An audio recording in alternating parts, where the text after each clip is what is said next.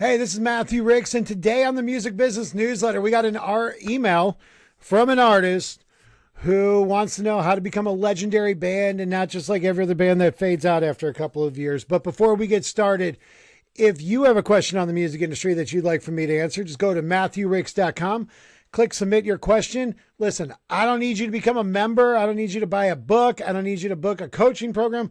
I don't even have any of those. All I need you to do is go to MatthewRicks.com, click submit your question, give me as many details as possible, and we will answer it here on the channel. Now for the email. He says, hey, Matthew, I'm going to sound ambitious. I love ambition, all right? He says, maybe even arrogant. I don't love arrogance, but, let's see where this goes. He goes, I'd rather be honest than pretend I'm aiming small. I'm in a new metal band. Yeah, I know. Some people think that genre had its moment and died in the early 2000s. I believe it's resurrecting. I would agree. I mean, I don't know if new NEW, new metal bands, are having an impact, but I know the legacy artists are definitely having another moment in the sun. And some of those bands were, I never liked Korn. Limp Bizkit had some cool songs. Not really, the genre wasn't really my thing, but who's not listening to Rollin' by Limp Bizkit and just ain't rolling in the car? But it's definitely having a moment right now. And we're all waiting for what's coming out first, GTA 6 or a new System of the Down album. But anyways, I digress. He says, we hear it all the time, but the truth is that sound still connects when it's done right, without a doubt. It is definitely, here's the thing about the new metal sound. If it is done right, and a lot of times it is not done right, it's a bop, man. It's, you're rocking out to it. That is for sure. He says, heavy, emotional, aggressive, vulnerable. It hits something real for people who feel like they don't fit clean categories. Okay. I disagree, but I think it's rap music for people who don't like rap music, and I think it's metal music for people who don't like metal music. But we are allowed to have our different opinions. He says we don't want to be a cool throwback band or a nostalgic act. Well, you can't be a nostalgic act if you weren't around back in the day. But I don't think you tell me how old you are in this email. He says, we don't want to be the local band that people say is good, but forget about a week later. We want to be legendary. What artist doesn't want to be legendary? What artist is like, yeah, I think I'll devote the next 12 years to this and then, probably just give up and hope that nobody remembered me. He says, we want to be the kind of band people talk about years later. The kind of band that defines a moment, not just survives in it. Okay. Good goals. Okay. You got to be incredibly smart. You got to watch your money. You got to keep your egos in check to have that type of career. Anyways, he says, we've been grinding for a few years now, writing constantly, playing shows, recording on our own dime. We are tight live. We've got identity. People who see us get it. But that's where the questions start. Because being good clearly isn't enough. No, it's not. Talent is secondary to your marketing. He says, every band says that they want to be legendary, yes, but most of them don't even know what that means beyond streams or ticket sales. We're trying to figure out what separates bands that last from bands that disappear.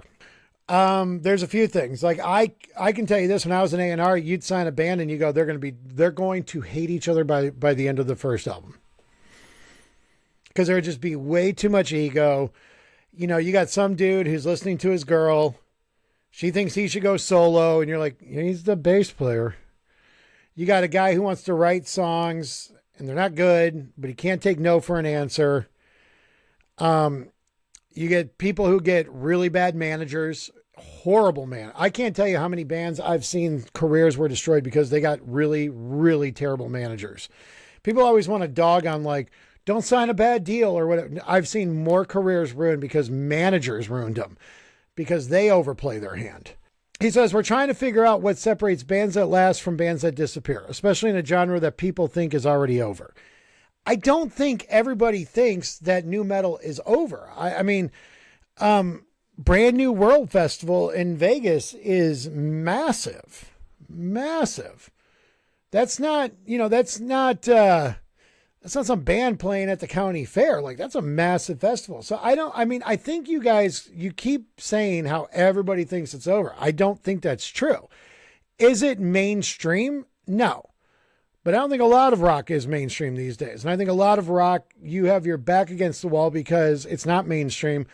But also, most people are trying to do the singer solo thing or the pop thing or the hip hop thing. And I think bands right now, if you do it right, you can kind of sneak in because there's not a lot of competition there. Not if you're young. If you're in your 50s and you're playing covers, then yeah, it's loaded with people. He goes, so here's what we're really asking. What actually makes a band legendary instead of just a successful for a moment type of band? What makes a band legendary is you got to be around. Like, you got to keep putting music out. I think, you see a band that's been around for 20 years and they've had 50 members. And some of these bands don't even have an original member anymore. That's not a legendary band. That's actually a cover band who's getting paid good money to be a cover band. I think you take something like Metallica. Now, has Metallica made great albums the last 15 years? No, absolutely not. But for the most part, they've stayed consistent with who they are. They've had the same band members, minor drama, and they got a diehard fan base who will pay $1,000 a ticket. That's a legendary band. On the flip side, I think you can have some bands who've been around for 20 years and they constantly have new members. There's constantly drama. Here, we'll use Jane's Addiction. They came back on the reunion tour and it got canceled halfway through because the lead singer flipped out on stage and started attacking his band members. You're legendary. I just don't think your band is. I think you're very niche. So I think that what you have to do is you have to model yourself after a Metallica and Aerosmith. I wouldn't even put Limp Bizkit in that legendary category. I probably would put Korn in there just because they didn't really take a hiatus or anything. But I mean, you even go back to like early 2000s rock, like bands like Lit. One day you woke up and they were a country band now. Like, what? And then that bombed and then they went back to playing rock. That's not legendary status. Legendary is, this is who we are, take it or leave it. Fans are going to love it. And they did. Like a Metallica, like an Aerosmith. And now you can sit there and say, yeah, but their albums have sucked. Well, yeah, Aerosmith has made, their last few albums were terrible. Metallica has not made a good album in years, decades. But their fans still eat it up. It's like my favorite band of all time is Rancid. Shout out to Rancid. They put a new album out. I listen to it as soon as it comes out. I go see them in concert. Are they making new fans? Probably, maybe. But the fans who love Rancid, they love the new stuff. It might not be Out Come the Wolves, just like for Metallica, it's not black, but you still love it because that's your band. And so a legendary band is somebody who just stands the test of time. I mean, if you're doing this for 25, 30 years, Rancid's been around almost 30 years. They've had one member change. One in 30 years. Metallica's had what, 2? I don't think Aerosmith, up until the one guy quit just a couple of years ago, I don't think they had a change. That's legendary status. And they didn't, like, none of those bands like deviated. They weren't like doing metal or rock or punk. And then like next album, they did like, EDM. They stayed consistent because it's kind of a take it or leave it. It's a legendary attitude that works over time. He says, is it about music first or culture or timing? It's all three. It's all got to hit at the exact same time. Your music's got to connect with people. The culture's got to be ready for you and the timing's got to be perfect. I mean, I can't tell you how many artists over my 20 some odd years in the music industry that I was like, if this album would have came out 5 years later, it would have been huge. I've signed those bands where I'm like, this is going to be huge. The market wasn't ready for it and it bombed. And then 5 years later, you watch that genre just blow up and you're just like, what? Like we broke this, but nobody cared because it wasn't ready yet. I think of all the emo bands that came out in early 2000s and it just wasn't their time yet. And then in 2008, mall emo hit and it was huge. Rap had that pretty much for about 13, 14 years. It's kind of dying out now. That's why you don't have rap. Rap's hasn't been on the charts in a while. Their moment's kind of fading. But for the longest time, it was like people were scrambling, just looking for the new hip hop stuff. So it is about music. I think music does come first because you got to love the music you're playing. The culture's got to embrace it and the timing's got to be perfect. Metallica hit at the perfect time. I think if Metallica would have came out 10 years later, it would have never done anything because the market had already changed to grunge and all that. He said, how important is visual identity, mythology, and message? It's a proven fact that people like looking at beautiful things. So if your band's made up of, a bunch of mutants, you're going to have to try to then become Slipknot and wear a mask. He says, do legendary bands chase relevance or do they create it? They create it. Here's the thing. I think every band has the goal of, we want to do this for 50 years. That's their goal. I don't think they're like making music for 50 years down the road, people are going to still listen to it. I don't think, and I hate the Beatles. I think the Beatles are one of the most overrated bands of all time. Always have. I don't think they made Sgt. Pepper thinking in 2022 is still going to get 1 million plays a week. They just did it because, well, one, they were out of their minds on drugs, but I think they did it just because it felt right. So I think a trap that a lot of artists fall into, you're kind of on the same path, but maybe a different road that's going to lead to the end. We get the emails from the artists who want to know, how do I be like, I write the song, can I get successful? I think that your band is falling into the trap that like, hey, I'm going to write this song and it's, I don't even like doing this genre of music, but I'm going to do it because it's popular. It's going to make me money.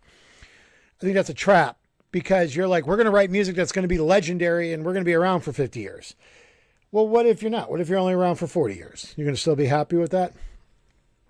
He said, do legendary bands chase relevance or do they create it? He says, and how do you stay true to something heavy and emotional without becoming a parody of the past? I think any band that's been around doing the same type of music for decades is sort of a parody of the past. I mentioned Rancid. Rancid's been around 30 years. I remember seeing them 25 years ago.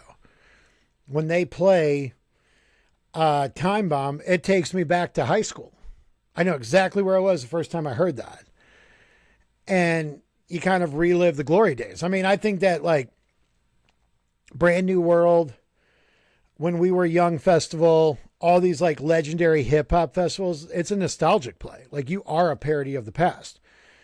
Now, I think where the difference is like you will see bands who are just like cosplaying 70s rockers or 80 rockers now. That's a parody. Like that is like, it's almost laughable. Like you're just kind of like, okay, you're kind of a circus act. So you don't want to do that. I think you stay true to what you want to do. I think you as a band stay tight.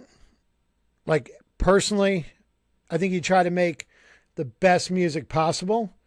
Don't fall into the trap of, well, we're a new metal band, so we have to do X.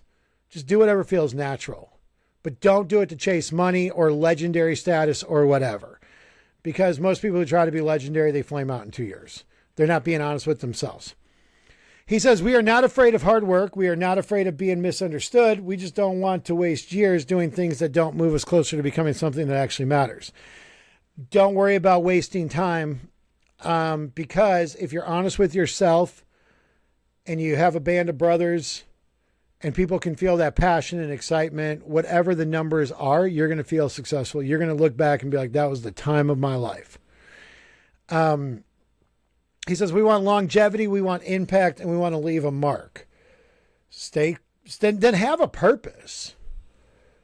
I think a lot of music today, you don't have a purpose. You're just like writing music. Like, I want to get rich. I want to be famous. Like a lot of the legendary bands were birthed out of something, pain, struggle in the country, struggle in their community, racism, being put down by the man. I mean, look at gangster rap. Gangster rap was birthed out of us against them. Punk was birthed out of us against them, against the status quo. Rap was birthed out of, gangster rap was especially birthed out of us against the police and, white people and all of that. So you got to have a purpose for why you do what you do. And it just can't be like, we want to make a ton of money, because that's just, it's never going to feel rewarding because there's like, you're just writing then to just collect a check. He says, if you strip away hype, trends, and numbers, what actually separates bands that become part of music history from bands that just had a moment? Sticking around, having huge numbers, having a cultural impact, having people who will, I mean, look, I always used to tell bands, I'm like, you are not at the place you want to be until somebody gets a tattoo with some reference to your band or your song.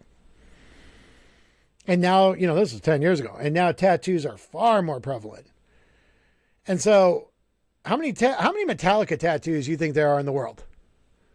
Of some reference to the band or one of the members or their name or whatever. That's iconic status right there. When you've moved somebody enough that they want to brand themselves for the rest of your life. I mean, I got a Chicago White Sox tattoo. That's my team. Should be a good year this year, but it hasn't been. But through it all, 121 loss season, that was my team. And I think that's where you get to the point of where you're like, okay, we're making a difference in the world. And that's legendary status. When someone's like, I got your tattoo. I always found it funny when you'd meet a woman and she'd have like an Alkaline Trio tattoo. And like, okay, yeah, that's a cool band. Like Matt Skiba, he's an awesome dude. But are they tattoo worthy? Okay. It's like, wow, that band really impacted you. That's awesome. That music would have that effect. It'd be like, I'm getting this 30 years down the road, 50 years down the road. I know what this means. And to that person, it's a legendary artist. So I think that also, on that topic, you got to figure out like, what does legendary look to you?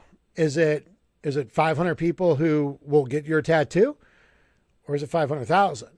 Because I think you should be happy with either, and you should strive for either. Be realistic on where you're at. Be realistic on the genre you're making and the time in the world that you're at and where the culture is, and work your butt off and try to get to arenas. There's nothing wrong with striving. Just don't sacrifice your art or each other in the band to try to get there. Because I appreciate your time, Bob, the new metal band guy. Well, Bob, thanks for your email. And if you have a question on the music industry that you'd like for me to answer, go to MatthewRicks.com. Click submit your question. Give me as many details as possible, and we'll answer it here on the channel. I am Matthew Ricks, and until next time, I will talk to you later.